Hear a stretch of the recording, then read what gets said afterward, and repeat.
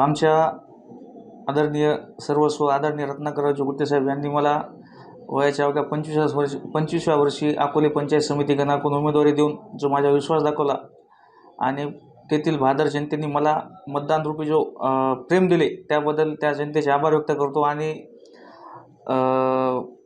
या पंचायत समिती आपल्या तालुक्यामध्ये एकूण 14 मेंबर आहेत, त्यापैकी 9 भाजप, 1 अपक्ष आणि 4 राष्ट्रवादी।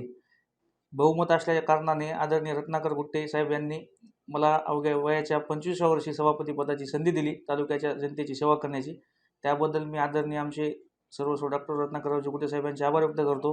भाजपचे आमचे जिल्हाध्यक्ष आदरणीय भुमरे साहेब आणि आमच्या जिल्ह्याच्या पालकमंत्री आदरणीय आमदार मेघनाताई बोर्डीकर यांनी जो माझा विश्वास दाखवला त्यांचे देखील आभार व्यक्त करतो। आणि आज सभापती पदासाठी राष्ट्रवादी 4 सदस्य यांनी सुद्धा मला पाठिंबा दिला, त्याबद्दल आमचे आदरणीय राजेशदादा विटेकर यांचे सुद्धा मी आभार व्यक्त करतो।